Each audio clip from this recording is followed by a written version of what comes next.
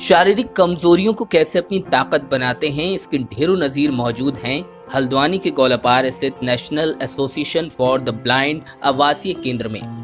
यहाँ पढ़ाई करने वाले बच्चे भले ही दिव्यांग हों, लेकिन उनके सीखने की ललक देखने लायक है। नैब के बच्चे आधुनिक सॉफ्टवेयर और गैजेट्स के जरिए पढ़ाई करते हैं। नैब के इस आवासीय केंद्र में करीब 124 बच्चे हैं। नैब उत्तराखंड के महासचिव श्याम धानक ने बताया कि दृष्टिबाधित बच्चों के लिए आधुनिक सॉफ्टवेयर और गैजेट्स उपलब्ध कराए गए हैं, जिससे उनको पढ़ने में और भी आसानी होती है। जिसमें हम 5 दृष्टिबाधित दिव्यांग बच्चों को यहाँ आवासीय सुविधा प्रदान की हमने।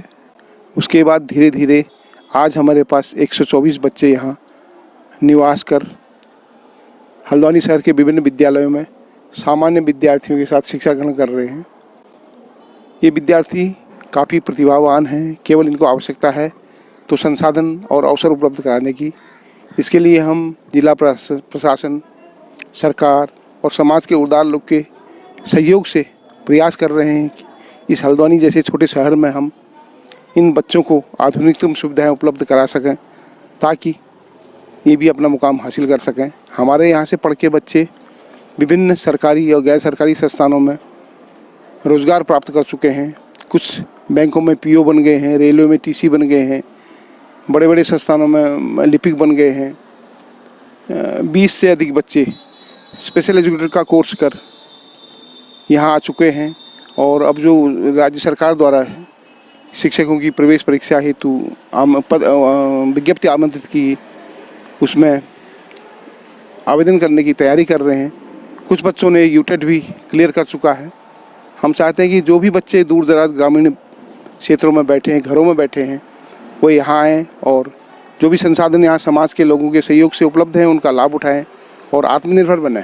पूजा, कैसे आपने ये सीटेट वगैरह क्वालिफाई किया, कैसे आगे आप पढ़ाई कर रही हैं, इसके बारे में थोड़ा सा हमारे जो दर्शक हैं उनको आप बताइए।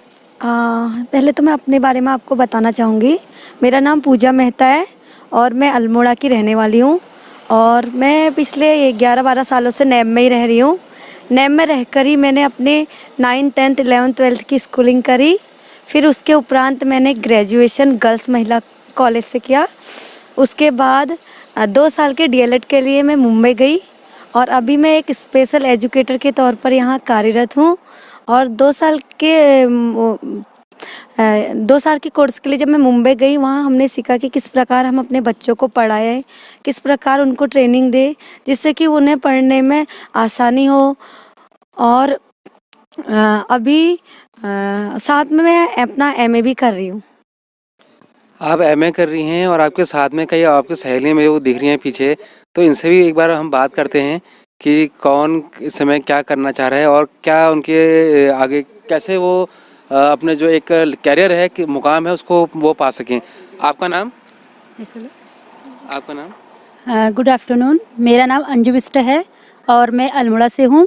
मैं यहाँ पे पिछले 6 साल से रह रही हूँ और यहीं से मैंने अपने 11th 12th की पढ़ाई की। उसके बाद मैंने भी मुंबई से 2 ईयर का DLED किया और अभी मैं यहाँ पे पढ़ाती हूँ और उसके साथ साथ मेरा भी BA सेकेंड ईयर भी है। तो किस तरह की आपको कठिनाइयाँ आती हैं, चुनौतियाँ आती हैं और कैसे आप उनको हैंडल कर पाते हैं, इसके बारे में थोड़ा सा बताइएगा। जैसे कि अब हमें पढ़ाई से संबंधित कहीं पे भी कुछ भी प्रिंट लिखा हुआ पढ़ने में परेशानी होती है, तो आजकल बहुत सारे ऐप्स वगैरह चल गए जिसके यूज़ से हम उससे पढ़ सकते हैं। और उसके साथ साथ और कई चीज़ें ऐसी भी होती है, जैसे कहीं आने जाने पे परेशानी वगैरह होती है, तो इसके लिए भी कई जैसे वाइट केन वगैरह आदि चीज़ों का यूज़ करके या किसी साइटेड गाइड की हेल्प से भी इधर उधर आ जा सकते हैं। नैब के महासचिव धानक ने बताया कि उनके यहाँ जनवरी माह में 5 बच्चे DLED का डिप्लोमा कोर्स करने मुंबई जाएंगे। ये बच्चे वहाँ दृष्टिबाधित बच्चों को आसानी से कैसे पढ़ाया जा सकता है ये सीखेंगे। नैब के द्वारा अभी तक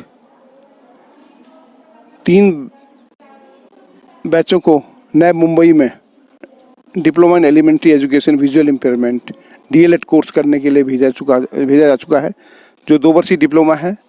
हम चौथा बैच हमारा 6 बच्चों के साथ अब जाने की तैयारी कर रहा है। तो इससे पहले 3 बैच पूर्ण रूप से प्रशिक्षित होकर यहाँ आ चुके हैं।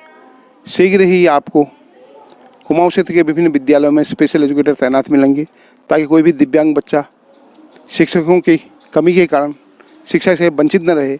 हमारा प्रयास है कि जो भी दिव्यांग है वो आत्मनिर्भर हो और समाज को सहयोग प्रदान करे, ताकि अन्य दिव्यांगों को आगे बढ़ने में मदद कर सके।